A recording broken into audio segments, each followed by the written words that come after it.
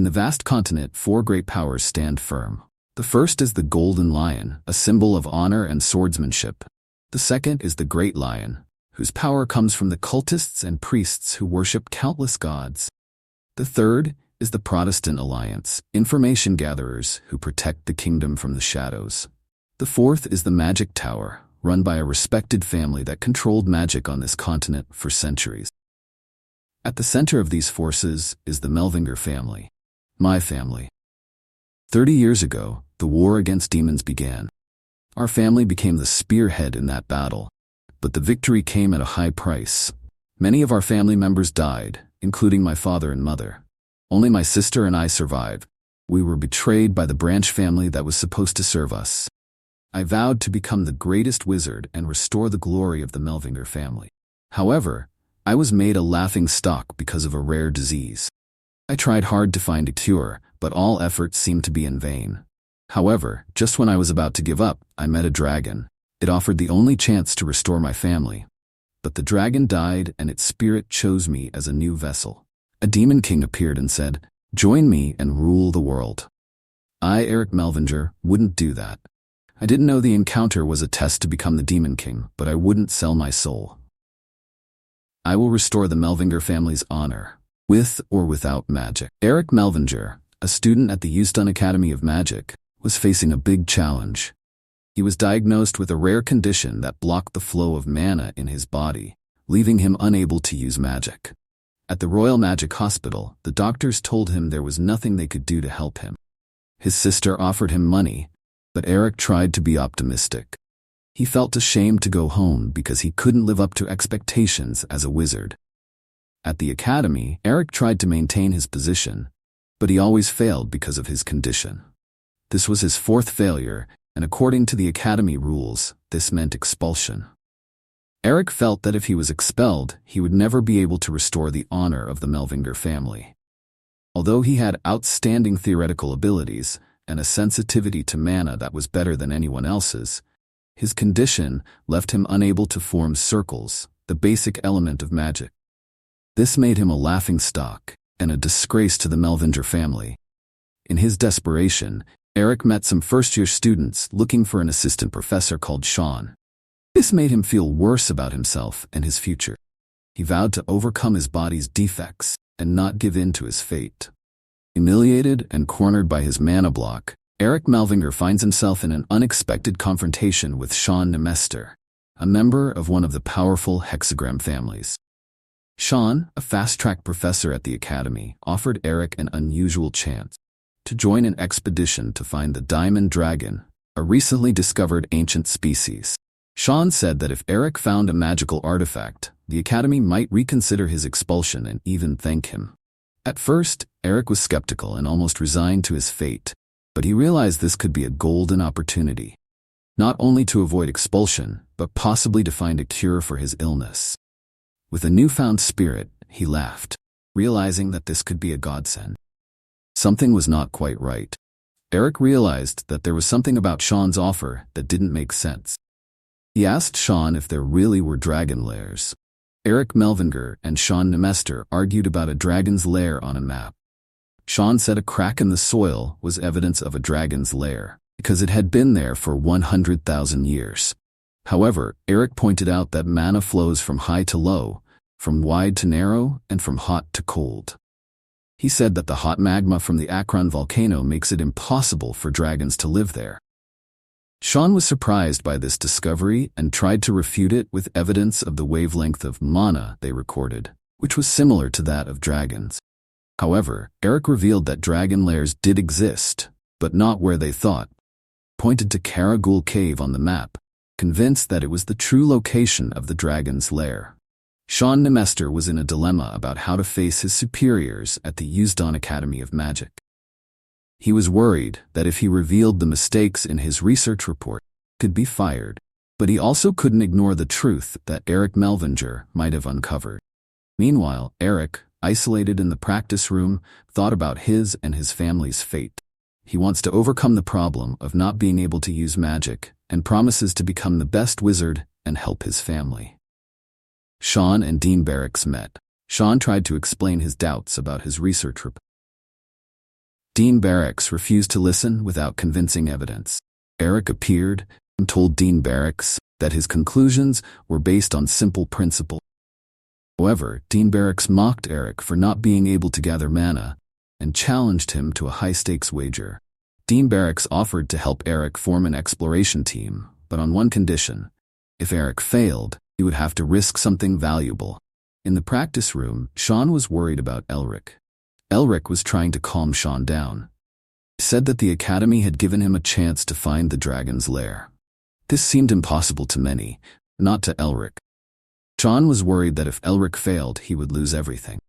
The Melvinger family pendant, which was only passed down to the head of the family, was now in danger. Elric seemed calm, even able to laugh in the midst of this situation. Flashback shows Elric as a new student 7 years ago. He was teased for not being able to use magic. He stood up to his bullies. Elric, known as the disgrace of the Melvinger family and the worst of the Melvinger family, now faces his greatest challenge. He must prove that he is more than those nicknames. Back in the present, Sean and Elric are on a train that suddenly stops. Sean was surprised by Elric's ability to recover the Beast King body-strengthening technique. Now Rivern, a senior researcher at the Varix Research Institute, eared. Rivern said the headmaster sent him to help Elric, but Sean and Elric sensed something was wrong. In the principal's room, the dean was surprised to learn that Elric had taken 2 powerful magic artifacts. The dean, who had previously supported Elric, was frustrated and worried about the consequences of Elric's actions. He realized that if Elric found the dragon's lair, he could become the next prime minister. However, the dean knew that Elric would not be victorious unless he survived. With a mind full of ambition and betrayal, the dean considered replacing the research team he thought foolish, hoping that their failure would help him succeed. Amidst the chaos and panic, Sean and Elric come face to face with a large door decorated with the image of a dragon and sealed with the dragon's seal. When Rivern, in an attempt to show off, touches the door and triggers a fire explosion, the situation becomes critical. Members of the expedition are injured, and panic spreads among them. Elric, with the calm that comes from experience and knowledge, took control of the situation. He asked Sean to create a barrier while he tried to crack the code that would open the door without triggering more traps. With determination and focus, Elric begins to write down the code, hoping that the solution he finds will save them all. Meanwhile, outside, the rest of the expedition waited anxiously, hoping that Elric would succeed. They knew that if he could crack the code, they would be one step closer to finding the dragon's lair. And perhaps the greater mystery that lay within. When the huge dragon-locked door opened, Elric's expedition entered a room filled with countless treasures. Golden light bounced off the piles of coins, gems, and magical artifacts that lay in every corner of the room. But their excitement was cut short by an unexpected betrayal. Ravon, seemingly an ally, reveals his true motives. Work is more important than friendship. When the carcass of a dragon dead for thousands of years suddenly rises, the situation becomes chaotic. Elric and Sean must face the long-buried creature that now runs amok and threatens to end their long journey. In this chaos, Elric realizes that he can trust no one and must rely on himself to survive. He must use all his knowledge and strength to protect himself and his comrades from this terrible threat. The carcass of a long-dead dragon began to stir. With a clatter of bones, the dragon rose, not with anger or ferocity, but with an almost sacred grace. The dragon's eyes, long closed, were now open and shone a mysterious light blue. The dragon did not rage. Elric and his party faced their toughest test yet, finding the dragon's lair undetected. As they approach the lair, they find the dragon motionless, as if waiting. Elric orders his team to arm themselves and form a line of defense. Suddenly, the skeletal dragon fires a powerful blue laser. Elric calculated that they had only 20 seconds to survive. With a quick calculation, he realized that they would have to get to the door in 17 seconds to survive. As they almost reached the door, Spartoy, a legendary dragon-protecting creature, appeared. Sean, a team member, told Elric to stay focused. Elric, who could now see the dots that indicated a safe path, led his team through the dragon attack. They ran toward the entrance, dodging the attacks with the moves Elric had seen in his vision. Sean used a fireball to hinder the dragons, giving them time to escape. Just as they were on the verge of freedom, one of the team members was trapped. Elric was faced with a difficult choice: save his friend or close the door to save the entire team. Reluctantly, he chose to leave no one behind. Elric, with unwavering courage, decides to use his lifespan as a substitute for mana to activate the heirloom weapon. He realizes that everything that is happening is a test from the dragon, and he must face the challenge himself. When Elric pulls the spear from the skeletal dragon's head, he triggers an epic battle between the dragon and the demon. Elric witnesses the fierce battle and realizes that the demon he is facing is the demon king Mephistopheles, who has been sealed with a dragon named Shaynark for thousands of years.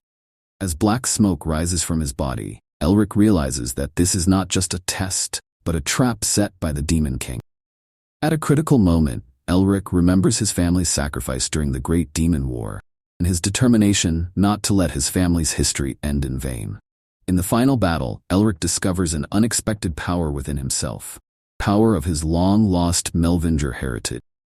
He succeeds in devouring the Demon King, reversing fate, and ending the threat that has long haunted the world. Amidst ancient ruins, Elric prepares for his first task: hunt down and devour the demons that have corrupted the world. But as he enters the sanctuary, a mysterious voice calls out to him, revealing itself to be the ancestors of the scholars who once sought the pinnacle of magic. They confess their past mistakes and ask Elric to join the clan they have formed, a clan determined to eradicate the demons at their roots. Shocked by this revelation, Elric learns of the demon god, the source of all evil that can never truly be eradicated. This clan, founded by the ancestors, is destined to continue hunting and consuming demons, an endless cycle until one day their descendants will fully realize their will. Meanwhile, in the outside world, Sean manages to find the missing Elric and bring him back. On the way back, Sean notices a change in Elric. He seems taller, and there's something different about him. Elric, who is still hiding a big secret, only apologizes and thanks Sean for his help. Back in the city, they discover that the dragon's lair Elric found is now an object of dispute between the Magic Tower, the Academy, and the Nemester family. All parties want excavation rights, but Sean's family is holding the lair for Elric, who is technically the discoverer. In the midst of the conflict over the dragon's lair, Elric realizes that someone wants to kill him for the rights to the lair. In an effort to protect himself and those he cares about, Elric asks Sean to spread the word that he is seriously injured, a move that will set off a series of unexpected events. Outside the Royal Magic Hospital, confusion and worry reigned over the gathered crowd.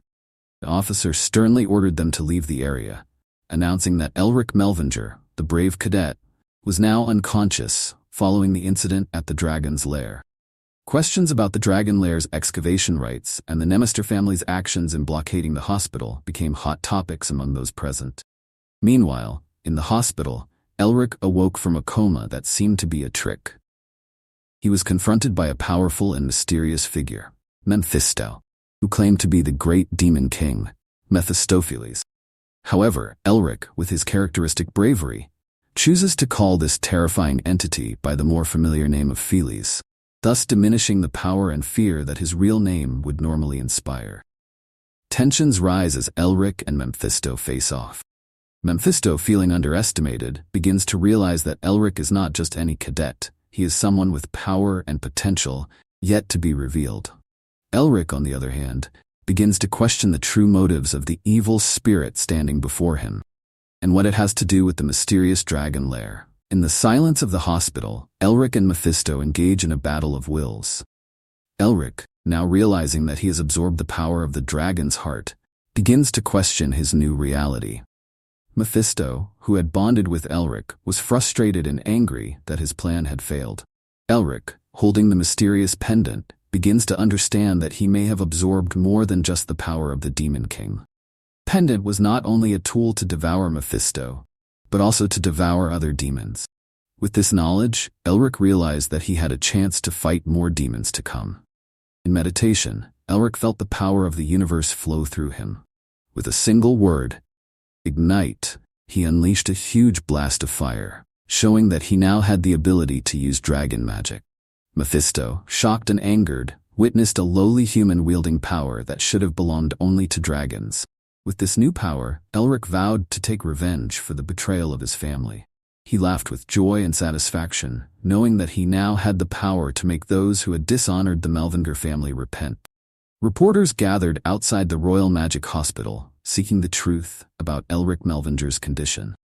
They pressed for information about the rights to excavate the dragon's lair, but were answered with the promise of a clearer announcement from the Magic Tower.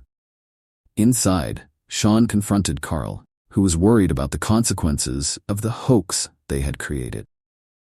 Though Sean felt pressured by the responsibility and risk, he chose to trust Elric and his plan. But when Tasha Narister, Firebird Witch, appears, Sean must think quickly to keep their secret. Meanwhile, behind the scenes, a power play unfolds. Elric, now in hiding, watches the ambitious Dean, who seems to enjoy the media attention. With a sardonic smile, Elric ponders his next move in this invisible battle, where every move could mean the difference between victory and destruction. Elric stood in the middle of the silence, his eyes closed but his mind wide open. With his newly awakened mind's eye, he could see more than the physical world. He could see the flow of mana invisible to the ordinary eye. With the power of the dragon heart flowing within him, he sensed the existence of a hidden space he could use to control magic, without the need for spells. With burning determination, Elric has begun his first steps on this long journey. He knew that in order to dethrone the barracks and show the true power of the Melvinger family, he would have to become even stronger. The day of the headmaster's election was fast approaching, and with every second that passed, Elric felt a sense of urgency to prepare. In the silence of his room, Elric began to train. Every movement, every breath, every second is preparation for the day when he will stand before the world. The day when all eyes will be on him, and he will show everyone what it means to be a Melvinger. In the midst of his magical training, Elric was insulted by Mephisto for only being able to perform basic magic. Mephisto, in his arrogance, belittled Elric's abilities and reminded him of his past, when all creatures feared him. Undeterred by Mephisto's mockery, Elric instead demonstrated his mastery of soul speech from dragon tongue magic. With intense concentration and forethought, he was able to activate magic that allowed him to fly, albeit to a height that surprised even himself. Feeling threatened by Elric's potential, Mephisto reconsiders his plan to seize Elric's body before he becomes too powerful. He realizes that Elric has talents not seen since the Melvinger ancestors. Elric realizes that he needs a stronger teacher to better understand dragon magic. He considers Mephisto to be the right candidate, although Mephisto initially refuses. Elric offered to create a new vessel for Mephisto using alchemy in exchange for magic lessons. Mephisto, still hesitant, considers the offer on the condition that Elric becomes his vassal. Elric demonstrates his power and control by using soul speech to command Mephisto's silence. Though Mephisto tries to deny it, Elric confidently demonstrates that he may have more control over Mephisto than the demon expected. Elric was disgusted by the orders he had given Mephisto, but he also realized the importance of fully understanding soul talk magic. Despite being sealed away for thousands of years, Mephisto refused to give up on Elric. Night after night, Mephisto fought his pride and tried to maintain his position as Demon King. But Elric cleverly used the situation to force Mephisto to cooperate with him. Elric discovered that the basis of soul talk magic was ancient knowledge not recorded in any book. With ingenuity, he freed Mephisto from his orders, but only after obtaining more detailed information about the magic. Mephisto tried to insert black magic into his writings, hoping to corrupt Elric's soul. However, Elric, having learned the basics of magic, grew stronger without being affected by the hidden black magic. Elric confronted Mephisto with his newfound knowledge, realizing that Mephisto had tried to betray him. Mephisto, frustrated by his failure, admits that he has nothing more to teach Elric. Elric realizes that what Mephisto calls true speech is a high form of soul speech, which is almost equivalent to divine speech. Mephisto warns that with Elric's current power, trying to understand the magic would only drive him mad. In a touching flashback, Elric recalls life lessons from his parents. His father, a wizard who fought demons, taught Elric and his brother, the pride of the Melvinger family. But beneath that bravery, there is a longing for peaceful days. Elric's mother stressed the importance of learning, reminding him that strength without wisdom is not enough. Tragedy struck the Melvinger family when illness took its toll on the health of Elric's father and mother. In their final moments, they shared words of love and sacrifice, leaving a legacy of caring for their children. In the present, Elric reflects on his father's last words and decides that he must become strong in order not to be defeated by the world. He realizes that combat experience is the key to perfecting his magic. Elric decides to search for a safe house on the outskirts of the continent where the Melvinger ancestors lived. Together with Mephisto, he made his way to the Yeti's habitat, the Yeti Plateau, in search of experiences that would hone his skills and prepare him for the challenges ahead. Elric and Mephisto embark on a journey to the Yeti Plateau, a place full of mystery and danger. There they meet a group of adventurers who are also exploring the region. Manhwa, a young boy from a tribe that honors the tradition of names based on the day of birth, becomes their guide. Elric and Mephisto are surprised to learn that the Yeti, a legendary creature previously thought only to be a monster, has a connection to the demon. Manhwa hints at the tomb of a Yeti king, which might be located in the highlands. Elric remembers his father's message about the ancestral safe house and his duty as head of the Melvinger family. He feels closer to uncovering the secrets hidden in the Yeti Plateau. Elric, Mephisto, and the rest of the party take a short rest on the Yeti Plateau. The little boy, Manhwa, tells the legend of the first Yeti. The woman was abandoned by her husband on the plateau and later avenged him. However, she encounters Yuki Onna, a snow spirit who suddenly appears. Elric asked why the Yetis had not shown up. Manhwa explained that the journey from here would be more difficult and gave a hint about the tomb of a Yeti king, which might be located on the plateau. Elric and Mephisto meet another group of adventurers who are also interested in the Yeti Plateau. Questions arise. Are they on a secret mission? Is the person they meet their leader? A surprise attack by the Yeti tested Elric's group. Elric, Mephisto, and the others tried to survive and fight back. Chen and Elric discuss the unusually large number of Yeti. Elric tries to understand how the knights cast auras. However, the situation becomes more complicated when another horde of Yeti is waiting to ambush them. Elric decides to act first and use his magic to slow down the enemy. Elric, a strong-willed adventurer, stood at the top of a snow-covered mountain. Felt too strong, almost invincible. But his strength was not enough to face the Dragon Heart, an artifact filled with the power of dragons and the Demon King. "Why are you silent, Mephi?" Elric asked his friend who was always at his side. "Are you still on mute?" Mephisto, who always spoke with wisdom, replied. "Why?" Elric smiled. "I would pity you if you showed me where your village is." But Mephisto had other plans. He spoke to the Yeti who accompanied Elric. They agreed to strike down the man who threatened their peace. The Yeti attacked Elric, but Elric was able to dodge. "That was close," he muttered. "Can we talk for a moment, Mephisto?" Elric expressed his concern for the many Yeti who had died because of his battle. Mephisto accused Elric of killing them. "I can only use the dragon's heart at 3% of its power," Elric explained. "If I fight at my current level, my body will explode, but I can't back down. I must get my family back." Elric asked about the noblewoman who had survived. Mephisto just smiled mysteriously. Elsewhere, Chen and Nona searched for the missing person. Chen was sure the person was safe, but Nona was worried. Elric decides to avoid unnecessary bloodshed. He wants to meet the Yeti chief. After a difficult journey, Elric meets the Yeti leader. The Yeti leader recognized Elric from the legends. Elric was a human descendant who had once been a friend of the Yeti king. Elric's ancestor's marriage to a noblewoman connected him to the human house at the bottom of the cliff. Elric learned that the house was hidden under the cliff, in a very cold place. Mephisto doubted Elric's ability to survive the cold. Elric decided to jump into the pit. "I'll be glad to show them," he said, smiling at Mephisto. Elric found himself in a hidden house. Mephisto, always critical of Elric, could only shake his head at his friend's behavior. Elric examined the books in the house and found incredible magical knowledge. There were books on fairies, beastmen, and even black magic. All this must be the former residence of the Winter Wizard.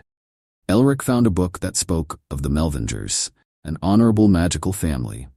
Their mission was to exterminate demons. Elric remembered that this was what he had heard in his dreams. There was more.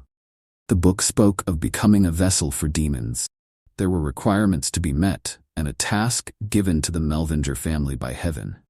Elric had to properly digest each demon he swallowed in order to achieve a new harmonious magical combination. While Elric was engrossed in reading the book, he suddenly woke up in a strange place. He met someone who claimed to be Otto Han Melvinger, one of the greatest ancestors in the family's history. Otto explains that he is a guide and test for the Melvinger descendant. Elric asks about the Winter Sage, and Otto reveals that he was one of the 5 great ancestors who created the Melvinger family's magic system. Elric is shocked when Otto recognizes Mephisto as the primeval demon he swallowed. Now Elric has a choice: stop the wheel of inevitability or let it continue to turn. Elric was determined to resurrect the Melvinger family. He wanted to fulfill the wishes of his ancestors and etch his name in history as the greatest wizard. Otto took Elric to a very cold, snowy, mountainous region. There Elric met a creature called the Ice Mountain King. This king once united the Yetis and ruled the mountains, but eventually became an evil demon. Otto explained that Elric's first task was to devour the demon. Every demon has a seal that stores its power. The original sin seal Elric has is Mephistopheles himself. Elric must hunt down the demons and retrieve their seals. When he devours a demon, its power becomes his. However, Elric must remember that he is not only defeating them, but actually devouring them. When Elric faces the Ice Mountain King and the Yeti, he is faced with a dilemma. Will he use the power of the Demon King, which he has not yet mastered? And what will happen in his first test? Elric strove to meet his first test. He used the power of the dragon's heart and the seal of original sin to fight the army of the Yeti and the Ice Mountain King. However, he was injured and nearly defeated. Otto reveals that the seals have real names, which Elric must know. When Elric understood the real names of the Yetis, he felt the power of the seals better. However, Elric suddenly lost consciousness.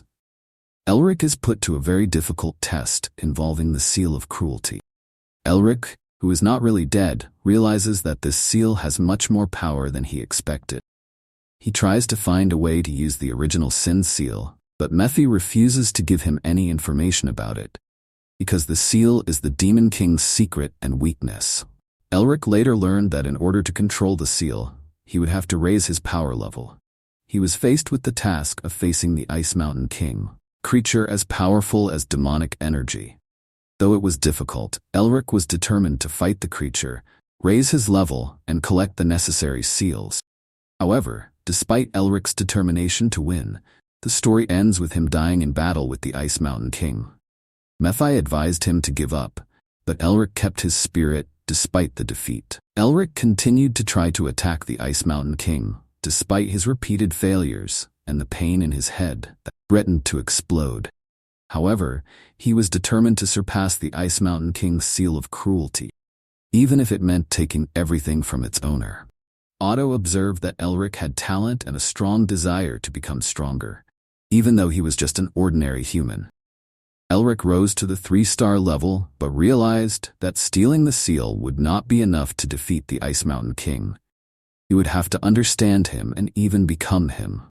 Just as Elric felt he was about to die again, Mephi appeared and challenged him to prove that he deserved to be part of the demon race by showing his success in defeating the Ice Mountain King.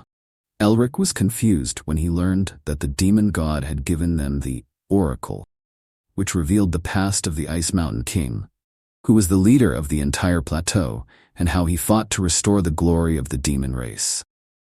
The Ice Mountain King tried to become the Demon King, but failed, as the Demon King Mephistopheles was much stronger. The Ice Mountain King did not give up, however, and continued to try to strengthen himself. Elric almost achieved the recognition of Mephistopheles, was blocked by a much higher wall that presented him with a new challenge. The Yeti army charged bravely, but they began to fall one by one, leaving the Ice Mountain King on the defensive. Otto Han Melvinger, a witness to this battle, learned that the Ice Mountain King and Elric had a complicated past. The Ice Mountain King's past was revealed as a leader, fought to restore the glory of his race. However, his ambition ultimately led him to destruction. He continues to struggle against defeat and to uphold the honor of his race. The Yeti King, though mortally wounded, does not ask Elric for mercy.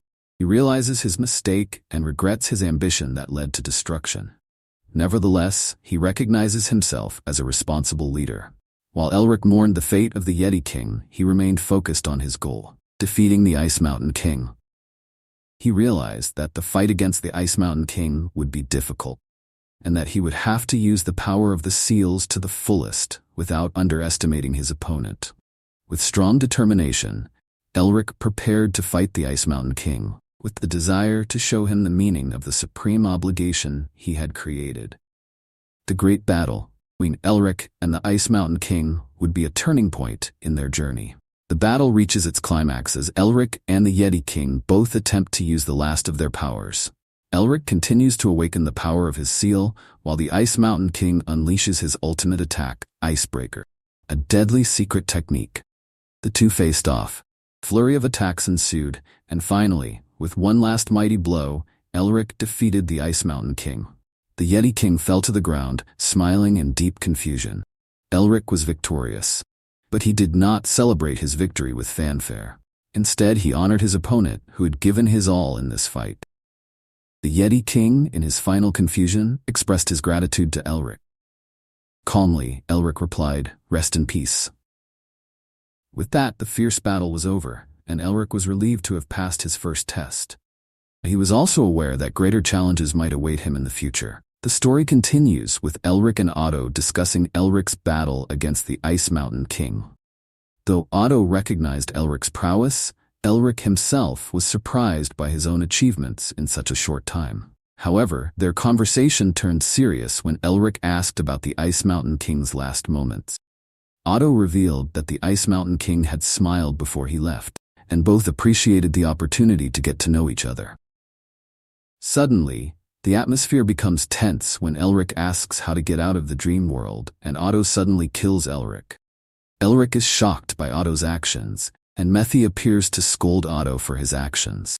Back in the real world, Elric and Mephi talk about the Ice Mountain King. Elric asks why Mephi stopped the Ice Mountain King from becoming a demon, and they both share their views on it. Elric playfully laughs at Mephi and calls him single, and Methy is annoyed by the mockery. On the other hand, Otto contemplates Elric's marvelous descent while showing compassion to the wounded Yeti King. He expresses his hope to meet again in the next life, wishing it to be more beautiful than before. Elric and Methy discuss Elric's task to bring the ice crystal to the god of Camellia. Elric got the crystal from Otto, who explained that Camellia is Elric's new leader. Otto explains that this task is part of Elric's journey to his true power. Methy satirizes Elric by referring to the god of Camellia as the creator of winter. Elric asks for further explanation of the meaning of winter, prompting Methy to grant him Aegyo dispensation to hear the explanation. Methy explains that there were 4 guardians who helped Elric's ancestors build the foundation of Melvinger, each representing a season: spring, summer, fall, and winter. Otto Hahn was winter, which meant that his task of guiding Elric was to pass on winter's power to him. Elric realized that by completing the tasks of all 4 seasons, he would gain power equal to that of a progenitor. He also realized the importance of the ice crystal to the god of Camellia, which was perhaps the essence of winter itself. Methy explained that the ice crystal was the essence of winter, and was a spirit egg formed within an iceberg of eternal snow. Camellia is a flower that blooms in winter, so the ice crystal was the perfect gift for her. Elric asks where he can find the god of Camellia, and Mephi mentions that it might be in the Temple of Flowers in the north. Elric doubts the existence of the place. Mephi assures him that it exists, although it might be guarded by someone noisy. Elric decides to check the history in the royal library to confirm the truth about the Temple of Flowers. He also suspects that Methy has started acting more friendly and thinks that her abilities are recovering. Mephi admits that his strength is slowly returning, but reminds Elric that he must continue to grow stronger through the tasks he is given. Elric realized that the stronger he became, the stronger Mephi became. However, Elric also realized that his increased strength could also have a negative effect if he was not careful. Despite his worries, Elric was determined to go on and complete his tasks, even if it meant awakening a greater dark power. Isabel, filled with worry and determination, realizes that she must not become a burden to her party in their search for the tomb. Although she has become a target of the assassins because of her position as heir to the Blue Lion, she insists on continuing to fight for those who died to protect her. Meanwhile, Herman, her father, who suffers from the disease blockage, struggles with his poor condition. The doctor explained that the disease was caused by careless use of the aura, and the only hope was to use the magic tool to restore his disrupted mana flow. However, Isabel realized that even with the magic tool, it would be difficult to cure her father. In her quest to save her father, Isabel gathers information about a king's tomb that is believed to contain treasure and may also contain a rare magic tool. However, things get complicated when Isabel's uncle, Paul Vial, wants to take over the leadership of Blue Lion and sends assassins to kill Isabel. As the situation worsens, Isabel and her team face a fierce battle against the assassins sent by Paul Vial. Although Chen risked his life to protect Isabel, he insisted that Isabel escape immediately and not look back. Isabel, torn between her duty to her squad and her desire to save her father, decides to continue the fight at great risk. With a heavy heart, she leaves Chen to face the assassins alone, determined to find the king's tomb, which may hold the key to healing her father. In the midst of despair and uncertainty, Isabel must make a difficult choice: continue the search for the tomb to save her father, or return and fight alongside her squad against the approaching threat. But one thing is certain: her sacrifice and determination will be the pillars that keep her standing amidst the storm that threatens to destroy everything. They were both involved in a mysterious and tense situation. Isabel looks surprised when Elric suddenly appears, while Elric looks calm and confident. Their conversation reveals the tension between the unusual group of magicians. Isabel tries to warn Elric to stay away, but Elric demonstrates his magical abilities by quickly defeating the enemy. This shocks Isabel and her friends, who begin to suspect Elric's magical powers. In the battle that follows, Elric shows extraordinary abilities in the use of his magic and is able to defeat even difficult enemies with ease. This made Isabel even more curious about his true identity. After the battle, Isabel began to question who Elric really was and why he was so powerful. She compares Elric's abilities to famous figures in the world of magic and tries to uncover the truth behind Elric's mysterious powers. Elric, meanwhile, remains mysterious about his origins and motives. He shows little emotion and seems to have his own agenda behind his action. Nevertheless, Elric shows a hint of nostalgia in his conversation with Mephi, suggesting that they have a complex past relationship. Questions about Elric's identity and motives remain in the air as Isabel and her friends try to understand who the powerful young magician really is. Meanwhile, Elric's mysterious powers remain an unsolved mystery. After their brief encounter, Isabel asked Elric to escort her back to the center of the royal city. Though Elric hesitated at first, he finally agreed after Isabel offered a substantial reward as a token of her gratitude. They set off together in a carriage. On their way, Elric and Mephi talked about their secret plans. Mephi asked why Elric needed money so urgently, and Elric explained that he had certain plans that required funds. He also demonstrated his useful magical abilities, such as the ability to send words with a conditioned voice.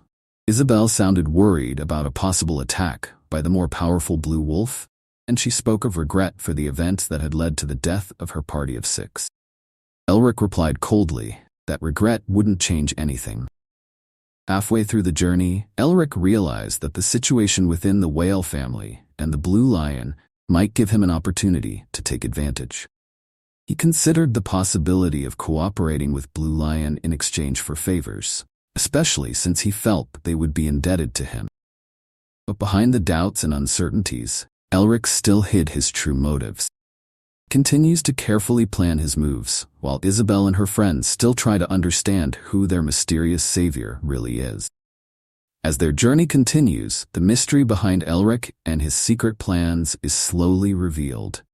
The conflict between the different magical groups continues to grow. After successfully entering the city with Elric's illusion magic, they parted ways. Elric left to attend to his own affairs, while Isabel and her friends sought out her uncle to negotiate with him. On the way, Isabel and her friends talk about the difficult situation in the city, with the Lord's rule making life difficult for the inhabitants. They also discuss Elric's decision to use illusionary magic instead of facing the enemy head-on, expressing their uncertainty about Elric's true abilities. Meanwhile, Elric talks to Methy about the power of the aura chain used by martial artists. He explains their power levels and points out the notable exceptions, namely Pangol and Lion, who are the strongest creatures on the continent. Elric also revealed that his grandfather, Melvinger, was their equal. Feeling the need to know the latest situation in the city, Elric decides to buy a newspaper. But before he continues his search, he warns Methy not to disturb his grandfather, as he is busy with his own affairs. With the various clues and knowledge they have gained, Isabel and her friends, along with the mysterious Elric, are ready to face greater challenges in the city. While Elric still holds the mystery of his motives, Isabel and her friends continue to fight to improve things in the city and achieve their greater goals. When Isabel, Chen, and Ed were attacked by the evil Blue Wolf members, they felt threatened. However, Isabel remains steadfast in her faith in Elric, declaring that she trusts him even though Elric's presence raises doubts among her colleagues. Meanwhile, Elric, who was elsewhere, saved Isabel by using his extraordinary magic power. By manipulating the surrounding elements, he managed to extinguish the fire and save Isabel from danger. However, this incident raised deeper questions about Elric's motives and identity. Isabel is impressed by Elric's courage and abilities, while trying to understand who he really is. Meanwhile, Methy, who knows more about Elric's past, is worried about the deteriorating situation. He points out to Elric that the enemies they are facing are much stronger than before, and asks Elric why he did not choose to escape. Elric, despite realizing the predicament he was in, decided to stay put and fight back. Although he was not sure how long he could hold out, he felt that running away would not solve the problem, and he felt a responsibility to protect Isabel and the others. As the conflict heats up, and more questions are raised about Elric's identity and motives, the characters continue to fight a powerful enemy and try to understand their role in an increasingly complex situation. Under siege by Simonon and his army, Elric continued to defend himself with all his might. Though he was in a difficult situation, Elric was still able to defend himself, even displaying extraordinary magical powers. But as the situation worsened, Elric began to feel his physical weakness. Methy, who had only watched the battle from a distance, reminds Elric that the power he had on the board might not be the same as real power. This makes Elric realize that he must find a way to adapt to the real situation. Meanwhile, Isabel and her comrades tried to escape the deteriorating situation. However, the Blue Wolf army continued to pursue them with great determination. Isabel felt desperate as she lost her strength. Elric came to her rescue. With his powerful magic, Elric was able to pave the way for Isabel and her comrades to escape. However, the battle between Elric and Simonon intensified, with both attacking each other with full force. When Simonon tried to finish Elric off with his final attack, Elric showed surprising strength. He was able to withstand Simonon's attacks and even displayed previously unseen magical ability. As the battle reaches its climax, Elric shows his true courage and challenges Simonon with incredible strength and bravery. But will Elric be able to defeat Simonon and his army, or will he succumb to their attacks?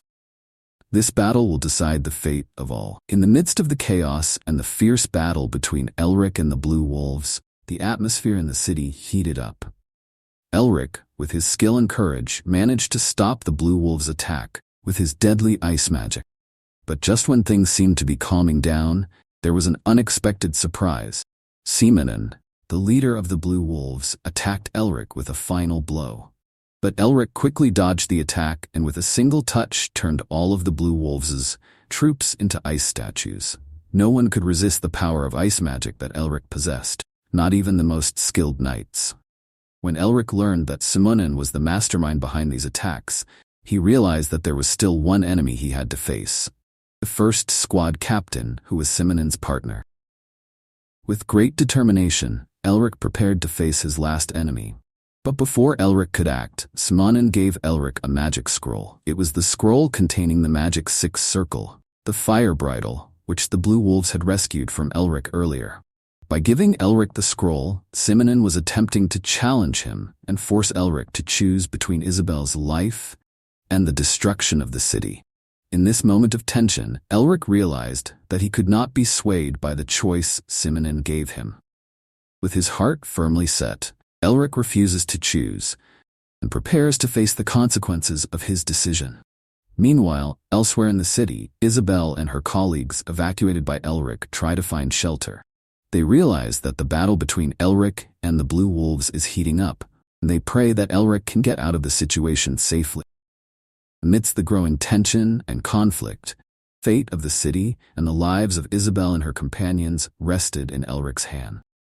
With his courage and wisdom, Elric prepares for his greatest test yet, ready to protect his loved ones and face his enemies with all his strength. Elric gave Isabel a thesis, which turned out to be research on the disease of the blue lion, Isabel's father.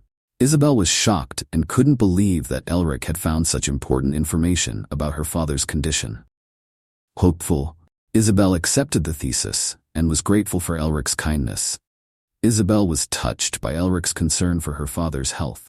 Determined, she vowed to use the thesis as best she could to help cure her father's illness. She feels responsible for protecting and saving her family, especially her father, who has been battling a deadly disease for a long time. However, Isabel also felt torn between her duties as a member of the Blue Lion family and her feelings for Elric. She knew she had to focus on the challenges that lay ahead, but the separation from Elric also made her sad. After thanking Elric, Isabel decided to go to Karnoy immediately to deliver the thesis to her father. She plans her next steps to fight for her family's future and seeks the help of her father's old friend. Meanwhile, Elric is also confused about his feelings for Isabel. He feels emotionally connected to Isabel and wants to help her in any way he can. However, he also realizes that their relationship must remain professional and that he, as a magician, must keep his distance. With a heavy heart, Elric said goodbye to Isabel and reminded her to be careful on her journey. He promised to always be there if Isabel needed help and hoped that the dissertation could help heal her father. As Isabel left, Elric felt a mixture of relief at having helped Isabel and sadness at having to part with her. He knew, however, that he had to focus on his duties as a mage and be ready to face whatever challenges lay ahead. After Elric reveals his identity as Elric Melvinger, Radiant Star Duke, Isabel and Ed are shocked. They had no idea that Elric was such an influential nobleman. Elric explains that his blockage disease was the motivation for his research to cure the disease, which is also similar to the disease of Isabel's father, the Blue Lion. Isabel was touched by Elric's kindness and vowed to return the favor by helping him. She even offered Elric to become a hero, an offer Elric was honored to accept. They both agreed to work together to build a better future. Meanwhile, Methy warns Elric of the possible dangers of revealing his identity. However, Elric is confident that Paul Whale, his archenemy, will be looking for him no matter what. He also realizes that his identity will eventually be revealed when he returns to the academy as a noble. After speaking with the townspeople and hearing their thanks, Elric and the Knights of Whale decided to go to Karnoy together, face Sean Nemester. They were determined to fight against all odds and see that justice was served. At the academy, the headmaster was furious when he heard of the disturbances caused by Sean Nemester. He orders Elric and his friends to find a way to solve this problem, even if it means using the press or bribing the superiors. Elric and his friends are ready to take action and make sure that Sean Nemester will no longer disrupt life at the academy. With renewed vigor, Elric and company set out with determination. They are ready to face whatever challenges lie ahead, to stand together for justice, and to prove their goodness to the world. The warden, Lazuli, and Sean Nemester had a tense conversation in which Lazuli offered to help the warden get the dam digging rights in exchange for their support in the warden's nomination. After some negotiation, the headmaster agreed to work with them. In the downtown bar, rumors spread of a battle in the small town of Licente, and the appearance of a hero. Manhwa remarks that only Elric gets the spotlight in the center of town, while Elric himself just wants to enjoy his meal without making too much of a fuss. Isabel, however, suggests that Elric use the hero's story to strengthen public opinion, to which Elric responds with his desire to repay Isabel's kindness by helping his family. While Elric and Manhwa are in the bar, Sean Nemester suddenly appears and attacks Elric with a punch that Elric manages to dodge. Sean expresses his anger at Elric for feeling betrayed, but they eventually reconcile and even have dinner together. Meanwhile, at the Nerester residence, Tasha and Hanabi discuss the rumors about the excavation rights being given to the academy. Tasha is furious and determined to change her goal, even planning to meet with the person in charge directly. With various parties involved and intrigue heating up, the situation surrounding Elric and his friends becomes increasingly complex. Great challenges await them in their quests to achieve their respective goals. Duke Radiant Star, who was responsible for the integrity of the election, uncovered evidence that Barak had been involved in previous fraud and criminal activity, which was unbecoming of a candidate. Barak quickly denied the charges and accused Elric of trying to destabilize the election. Elric, however, insisted on letting the evidence speak for itself. With the support of several other key participants, including Tasha, Hanabi, Sean, and the headmaster, Duke Melvinger's request for a new election was quickly approved. After his arrest, Barak faced the consequences of his actions under Academy law. The re-election was then conducted more carefully, ensuring that the most worthy leaders were chosen to lead Astan Academy forward. This decision demonstrates the importance of maintaining integrity in the selection process, as well as the willingness to take decisive action against anyone involved in fraud or ethical violations. As a result, Astan Academy can continue its journey with leaders of high integrity and morality. In the increasingly heated confrontation between Elric and Barak, both insist on proving the truth of their respective positions. Barak challenges Elric, claiming that he will not be destroyed by false accusation, while Elric is willing to face whatever Barak brings to prove his accusations. Rivern gives Barak her open support, willing to help prove that Elric is telling a big lie. Tasha, a member of the influential Nemester family, promises to protect the Academy's reputation from Elric's false accusations. However, Elric remains steadfast and declares that he is willing to undergo a fair and transparent legal process, prove the truth of his accusations. The headmaster agreed to conduct the trial fairly, ensuring that each party had an equal opportunity to present evidence and witnesses. In an effort to ensure that the truth is revealed without interference or manipulation, Sean prepares to help Barak gather the necessary evidence, while Manhwa is determined to help Elric ensure the integrity of the process. Rivern is willing to assist Barak in investigating the possibility that the evidence has been tampered with. As such, both sides were ready to embark on a thorough and transparent investigation, in the hope that the true truth would be revealed beyond a shadow of a doubt. After the incident, Astan Academy was in an uproar with the news that Elric Melvinger had suddenly awoken from his coma and become the hero who saved Licente. Not only that, but Dean Barak was fired from the Academy and arrested for the attempted murder of Elric. Elric, the grandson of Astan Melvinger, known as the Magus of the Stars, was thrust into the public spotlight. He was hailed as a hero for protecting the realm from demonic attacks, but many wondered how Elric could recover from a terminal illness and become so strong. Not a few suspected that Elric might have ties to the Nemester family, the most powerful family in the Magic Tower. Some even wondered if Elric had learned his powers from the Nemester family. However, the exact answer is still unclear. Meanwhile, Shongai Nemester, the son of the Lord of the Nemester family, became increasingly impressed with Elric's power and was also amazed by Elric's possible connection to his family. Sean's father, a Ninth Circle great sage, wanted to speak with Elric, leading to further speculation about what was really going on behind the scenes. At the Nemester main residence, Elric realized the power and wealth of the Nemester family, leaving him a bit stunned and even regretting not asking more of them earlier. It seemed that Elric realized that behind their calm and friendly appearance, the Nemester family was a force not to be underestimated in the wizarding world. After receiving the letter from his brother, Elric realized that he had to be careful on his way to the Nemester residence. Once there, however, he is immediately greeted by a strange atmosphere. Elric feels like he's being watched, and the atmosphere around him is changing. While trying to make sense of the situation, Elric had an interaction with someone who seemed to be able to see his whereabouts. He realized that he was dealing with someone powerful, perhaps even an archmage. However, Elric tried not to show his fear and pretended to be unaware of his opponent's existence. However, a fight ensued, and Elric used his magical abilities to try to escape from the difficult situation.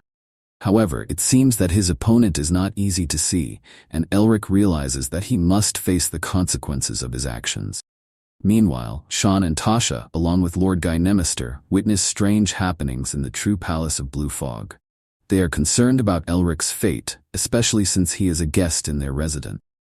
But Lord Guy Nemester is also curious about the true power of the Melvinger family, which is almost equal to that of the Magic Tower. The situation becomes more complex with the emergence of conflicts between the Nemester family and the Melvinger family, as well as the mystery surrounding Elric and his sudden power. This promises to be an interesting challenge and a difficult battle for all involved. Elric found that he was able to quickly decipher and master the true palace of Blue Fog, using his magical abilities to manipulate the flow of mana and wind around him. He even managed to steal and develop high-level magical concepts, demonstrating an extraordinary ability to understand and harness magical power. However, the reactions of his friends, including Sean, Tasha, and Mephi, showed their amazement at Elric's extraordinary abilities and accomplishments. Even Guy Nemester, Lord of the Nemester family, recognizes Elric's abilities and respectfully welcomes him into his residence. When Elric meets the Nemester family, he feels recognized and accepted, even though he is still shocked by the experience he just had. He even meets Isabel, whose father made a remarkable recovery thanks to Elric's help. However, in the midst of the fun, Elric and the Nemester family realize that there is a threat lurking from the mage responsible for the Blue Wolves massacre. They realize that Isabel's brother Hilton is in danger, and Elric vows to protect him. The story shows Elric's character development, his extraordinary magical powers, and his sense of responsibility to his friends and family. It also illustrates the complexity of the relationships between powerful magical families and the threats they face from within and without. The situation became tense when someone suddenly attacked from the direction of the window, taking everyone by surprise.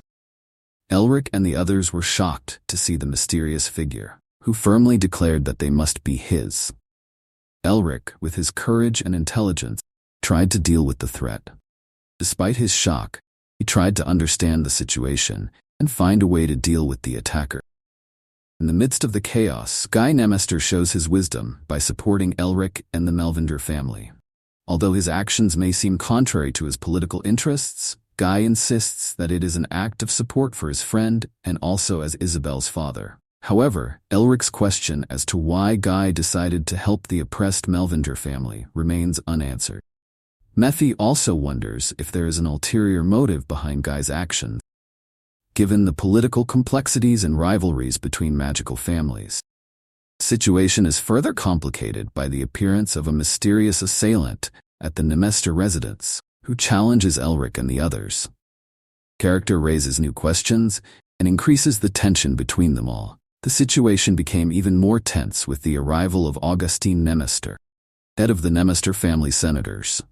Augustine surprised everyone with an offer to make Elric his apprentice, given the Melvinger family's already deteriorating position and reputation.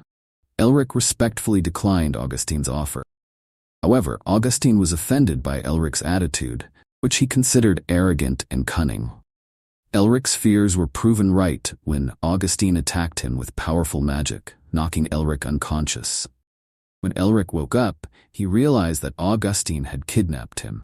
Elric was upset and confused by the situation he found himself in. Tasha and the others were also worried and wondered why Elric didn't do anything when he was kidnapped. Augustine, in his arrogant tone, reveals that he almost lost his first student in his 90 years of life because of Elric's sensitive senses. Elric is distraught and tries to find a way out of this difficult situation. However, things get worse when Elric realizes that his mana feels blocked, just like when he had a mana blockage disease in the past. Augustine reveals that Elric will have to find out for himself what is going on down there. Frustrated and angry, Elric blames Augustine and realizes that he is in a difficult situation. Will Elric be able to find a way out of this situation and uncover the secret behind Augustine's actions? Elric and Augustine had a tense conversation in the Blue Fog Labyrinth. Augustine introduced Elric to the concept of Grassland, a school that teaches magical martial arts.